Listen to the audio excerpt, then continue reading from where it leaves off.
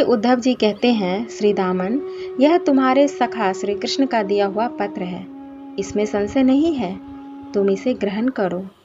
ग्वाल बालों सहित तुम शोक न करो, साक्षात श्री हरि सकुशल हैं। जय श्री कृष्णा भक्तों, राधे राधे। वैष्णव परिवार भक्ति रस में आपका बहुत बहुत स्वागत है। अभी हम श्रवण कर रहे हैं अधिक मास में सुने जाने वाले गोकुल खंड गोलोक धाम से हम लोग मानसिक यात्रा कर रहे हैं। इसके द्वारा हमने श्रवण किया किस प्रकार भगवान गोकुल से वृंदावन आते हैं और वृंदावन से किस प्रकार भगवान मथुरा पहुंचते हैं और कंस का वध करते हैं। उसके बाद प्रभु जी अपने कुटुंबी जनों को मथुरापुरी में निवास दे करके, सब कुछ दे करके, उसके बाद क्या करते हैं, ये आज हम श्रवण करेंगे। कहते हैं इस कथा को श्रवण करना बहुत पुण्य फलदायी होता है। कहते हैं कि भगवान के भक्त और सखा के जीवन चरित्र का श्रवण करना अति उत्तम होता है। आइए हम लोग भी इस सुंदर सी कथा को श्रवण करते हैं। बहुलास्प जी पूछते हैं, मुनि श्रेष्ठ, अपने कुटुंबी जनों तथा जाति भाइयों को मथुरापुरी में निवास देकर यदुकुल तिलक श्री कृष्ण ने आगे चलकर कौन सा कार्य किया। श्री नारद जी ने कहा, राजन, साक्षात परिपूर्णतम भगवान भक्त वत्सल श्री कृष्ण ने गोपी और गोप गणों से दीन दुखी गोकुल का स्मरण किया। अतः एक दिन एकांत में अपने सखा भक्त उद्धव को बुलाकर भगवान ने प्रेम मद गदगद वाणी में। तो अभी तक हमने गोलोक धाम से गोकुल और वृंदावन की मानसिक यात्रा की है। अब हम भगवान के भक्तों के चरित्र का मानसिक यात्रा करते हैं। इसे ध्यानपूर्वक श्रवण करेंगे। और अभी तक आपने चैनल को सब्सक्राइब नहीं किया तो प्लीज़ चैनल को सब्सक्राइब कर लीजिएगा और वीडियो को अपने दोस्तों के साथ शेयर जरूर कीजिएगा ताकि हमारे सनातन धर्म का ज़्यादा से ज़्यादा प्रचार हो। श्री भगवान कहते हैं, सखे, लता कुंजों के समुदाय आदि से अलंकृत सुंदर ब्रज मंडल में शीघ्र ही जाओ। गोवर्धन और यमुना की शोभा से मनोहर वृंदावन में तथा गोप गोपियों से भरे हुए गोकुल में भी तुम जाओ, वहाँ पधारो। मित्र, मेरा एक पत्र तो नंद बाबा को देना और दूसरा यशोदा मैया के हाथ में देना।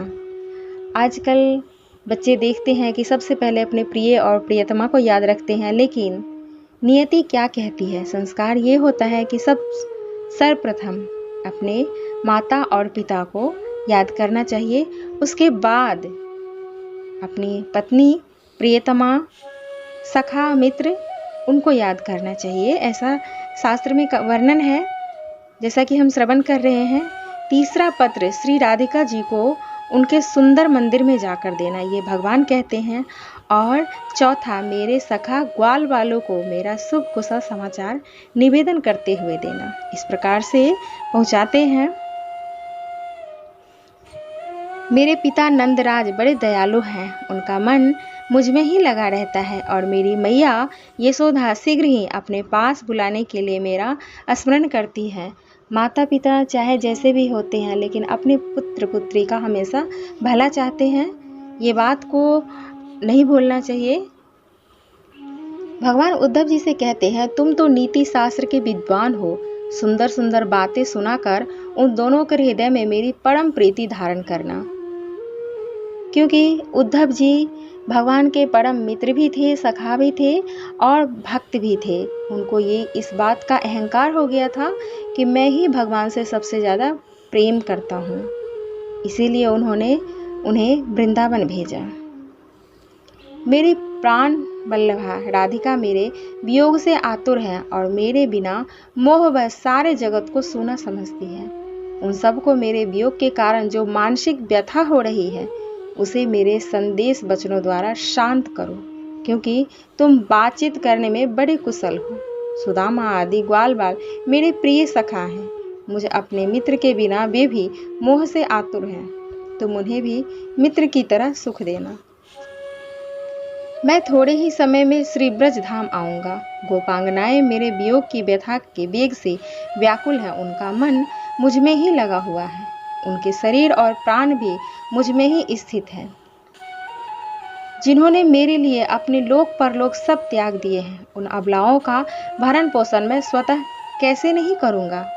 उद्धव, वे मेरे आते समय प्राण त्याग देने को उद्यत थी। वे आज भी बड़ी कठिनाई से प्राण धारण करती हैं, क्योंकि उन्हें इंतजार है और कहते हैं कि आशा, जब तक उम्मीद रहती है तभी तक आदमी की जिंदगी कुशलपूर्वक व्यतीत होती है। गोकुल वासियों को और उनके भक्त माता पिता को, उनके सखा को, राधा रानी को ये उम्मीद थी कि मेरे कृष्ण कन्हैया आएंगे, वापस जरूर आएंगे। अब भगवान कहते हैं कि तुम वार्तालाप करने में बहुत कुशल हो। मैं पहले जिस रथ पर आरूढ़ होकर ब्रज से आया था, उसी रथ को उन्हीं घोड़ों, सारथी और बजती हुई घंटिकाओं से सुसज्जित करके अपने साथ ले जाओ, ताकि उनको लगे कि मेरे कान्हा आ गए हैं। मेरे समान ही रूप बना लो। अभी पीताम्बर, बैजंती माला, सहस्त्रदल कमल, दिव्य रत्नों की प्रभा से मंडित कुंडल तथा कोटि वालरवियों के समान उद्दीप्तमन कौस्तुभ मणि भी धारण कर लो। मेरी उच्च स्वर से बजने वाली मनोहर बांसुरी तथा फूलों से सजी हुई जगन मोहिनी छड़ी भी ले लो। उद्धव, मेरे ही समान दिव्य सुगंध से आवृत सुंदर चंदन, मोर पंख और बजते हुए नूपुरों से युक्त नटवर वेश धारण कर लो। इसी तरह मेरा ही मोर पंख का मुकुट तथा दोनों बाजूबंद धारण करके मेरे आदेश से सभी यथासंभव शीघ्र जाओ। नारद जी कहते हैं, राजन, श्री कृष्ण के यों कहने पर उद्धव जी ने शीघ्र ही हाथ जोड़कर उनको नमस्कार किया और उनकी परिक्रमा करके रथ पर आरूढ़ हो गए। वे ब्रज की ओर चल दिए। बिल्कुल भगवान की तरह स्वरूप बना करके उद्धव जी ब्रज की ओर जाते हैं, जहाँ कोटि कोटि मनोहर गौएं दिव्य भूषणों से विभूषित हो श्वेत पर्वत के समान दिखाई देती थी। वे सब के सब दूध देने वाली तरुणी, सुशीला स्वरूपा और सद्गुणवती थी। उनके साथ बछड़े भी थे। उनकी पूंछ के बाल पीले थे। चलते समय उनकी मूर्तियां बड़ी दिव्य दिखाई देती थी। गले के घंटों और पैरों के मंजीरों का झंकार होता रहता था। वे किंकिनियों के जलाशय से मंडित थे। कितनी ही गौएं सुवर्ण के समान रंग वाली थी। उनके सींगों में सोना गढ़ा हुआ था। नाना प्रकार के हीरों और मालाओं से अलंकृत हुई उन गौओं की प्रभा सब ओर छिटक रही थी। कोई लाल, कोई हरी, कोई तांबे रंग वाली, कोई पीली, कोई श्यामा और कोई चितकबरी थी। उस ब्रज में धूम्र वर्ण और कोयले से काले रंगों की भी गौएं दृष्टिगोचर होती थी। तात्पर्य यह है कि इस ब्रज भूमि में अनेकानेक रंग वाली गौएं परिलक्षित होती थी।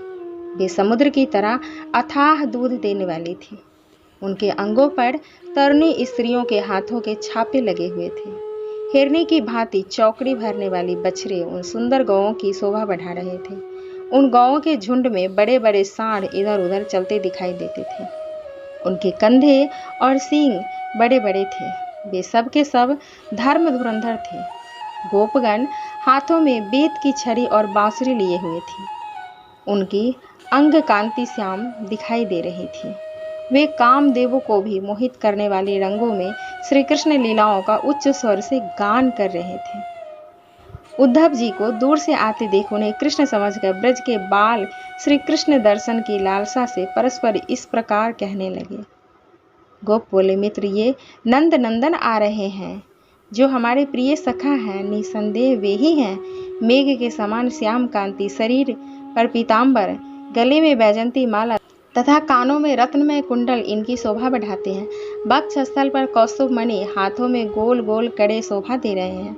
हाथ में सहस्त्रदल कमल धारण करके मनोहर वही मुकुट पहने हुए हैं। वे ही घोड़े और वही किंकिन जाल से मंडित रथ है। इस रथ पर बलदेव जी नहीं हैं, अकेले नंद नंदन ही दिखाई दे रहे हैं, क्योंकि भगवान का स्वरूप था। नारद जी कहते हैं, विदेहराज, इस प्रकार बातें करते हुए श्री दामा आदि गोपाल श्री कृष्ण ही की आकृति धारण करने वाले श्री कृष्ण सखा उद्धव जी के पास रथ के चारों ओर से आ गए। निकट आने पर वे बोले, श्री कृष्ण तो नहीं है, किंतु साक्षात उनके ही समान आकृति वाला यह पुरुष कौन है? इस तरह बोलते हुए उन गोपालकों को नमस्कार करके उद्धव ने उन शब्द को हृदय से लगाया और अपने स्वामी श्याम सुंदर की चर्चा आरंभ कर दी। उद्धव जी कहते हैं, श्री दामन, यह तुम्हारे सखा श्री कृष्ण का दिया हुआ पत्र है। इसमें संशय नहीं है, तुम इसे ग्रहण करो। ग्वाल बाल सहित तुम शोक न करो। साक्षात श्रीहरि सकुशल हैं। वे भगवान यादवों का महान कार्य सिद्ध करके बलराम जी के साथ थोड़े ही दिनों में यहाँ आएंगे। नारद जी कहते हैं, राजन, उनके हाथ के दिए हुए पत्र को पढ़कर श्रीदामा आदि ब्रज के बालक बहुत आंसू बहाते हुए गदगद वाणी में बोले। गोपों ने कहा, हे पथिक निर्मोही नंद नंदन, में ही हमारा तन, वैभव, धन, बल और समस्त अंतःकरण लगा हुआ है। श्री कृष्ण के बिना हमारा ब्रज ही शून्य हुआ है। हमारे लिए सारा संसार सूना हो गया है। महामते, श्री हरि के बिना उनके वियोग के दुख से हम ब्रजवासियों के लिए एक एक क्षण युग के समान है। एक एक घड़ी मनवंतर के तुल्य, एक एक प्रहर कल्प के समान तथा एक एक दिन द्विप्राद के सदृश हो गया है। उद्धव, हम दिन रात उसे भुला नहीं पाते। हमारे जीवन में वह कैसी दुष्ट घड़ी आई थी जिसमें श्याम सुंदर यहाँ से चले गए। यद्यपि हम मित्रता के नाते सदा उनका अपराध करते रहते हैं, तथापि हम वनवासियों के मन को उन्होंने सदा के लिए हर लिया है। श्री नारद जी कहते हैं, राजन, इस प्रकार प्रेम भरे गोपों से जो श्री कृष्ण के विरह से व्याकुल थे, प्रेमी भक्त उद्धव ने विषय रहित होकर उनसे बोलते हैं। नेक्स्ट अध्याय कल की कथा में हम श्रवण करेंगे। वीडियो के अंत तक हमारे साथ बने रहने के लिए आपका बहुत बहुत धन्यवाद। चैनल को प्लीज़ सब्सक्राइब कर लीजिएगा और वीडियो को अपने दोस्तों के साथ शेयर करना मत भूलिएगा। मिलते हैं नेक्स्ट वीडियो में, तब तक के लिए जय श्री कृष्णा, राधे राधे।